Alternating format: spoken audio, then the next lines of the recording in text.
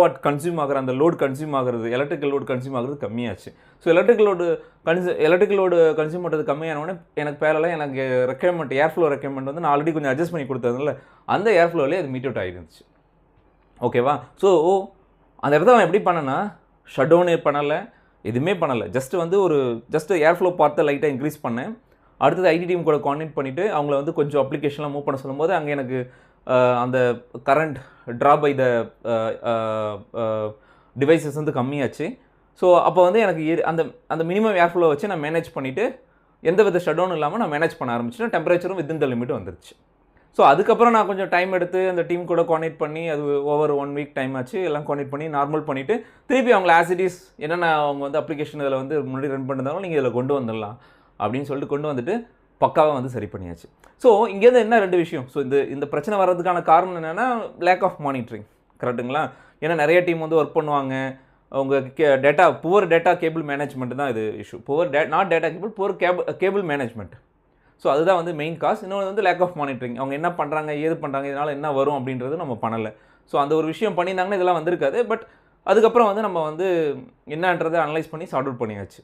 So இந்த இன்சிடென்ட்லேருந்து is the lesson learnt என்ன அப்படின்னா, அதுக்கப்புறம் நான் வந்து என்ன பண்ண ஆரம்பித்தேன் அப்படின்னா, ஒரு ப்ரிவென்டிவ் ஆக்ஷன் பிளான் போட ஆரம்பித்தேன். எப்படின்னா எவ்ரிடே இல்லை அட்லீஸ்ட் வீக்லி ஒன்ஸ் வந்து பார்த்திங்கன்னா டீம் வந்து இந்த ஏர் ஃப்ளோ பேட்டர்ன்லாம் கரெக்டாக இருக்கா, ஏர் ஃப்ளோ கரெக்டாக போகுதா, அப்புறம் வந்து பார்த்திங்கன்னா ஹாட்ஸ்பாட்லாம் கரெக்டாக செக் பண்ணி நான் பார்க்க சொன்னேன். அதுக்கப்புறம் ஒரு மந்த்லி ஒன்ஸ் வந்து பார்த்திங்கன்னா ஒரு தெர்மல் ஆடிட் வந்து நான் கண்டக்ட் பண்ண சொன்னேன். ஒரு பாடுக்குமே தெர்மல் ஆடிட் கண்டக்ட் பண்ணுங்கள். ஏன்னா தெர்மல் காம்ப்ரஹென்சிவ் ஆடிட் நீங்கள் கண்டக்ட் பண்ணும்போது உங்களுக்கு வந்து ஈஸியாக தெரிஞ்சிடும், எங்கே ஹாட்ஸ்பாட் இருக்குன்றது தெரிஞ்சிடும். அதை பேஸ் பண்ணி நீங்கள் ஆக்ஷன் எடுத்துக்கலாம். ஸோ இது வந்து நான் அடுத்து தான் நான் பண்ணேன். ஸோ ஃபஸ்ட்டு என்ன பண்ணேன், என்வரான்மெண்டல் மானிட்டரிங் சிஸ்டம் மூலிமா எந்த இடத்துல அலர்ட் வந்துச்சு, அப்புறம் வந்து தெர்மல் இமேஜரை வச்சு எங்கே ஹாட்ஸ்பாட் இருக்குதுன்னு கண்டுபிடிச்சேன். அப்புறம் ஏர் ஃப்ளோ பேட்டர்னை ரிவ்யூ பண்ணேன். அப்போ வந்து எனக்கு ஒரு கேபிள் தான் வந்து பிளாக்காக இருந்ததுன்னு எனக்கு தெரிய வந்துச்சு. அப்புறம் அதை வந்து பார்த்திங்கன்னா அந்த ரைஸ்டு ஃப்ளோர் டைல் இருக்குல்ல, அந்த ரைஸ்டு ஃப்ளோர் டைலில் வந்து கொஞ்சம் அட்ஜஸ்ட் பண்ணேன். அதாவது அந்த பர்ஃபரேட்டட் ஃப்ளோர் டைலை வந்து அட்ஜஸ்ட் பண்ணிவிட்டு ஏர் ஃப்ளோவை கொஞ்சம் இன்க்ரீஸ் பண்ணி நான் வந்து கொஞ்சம் மேனேஜ் பண்ணேன். அப்புறம் வந்து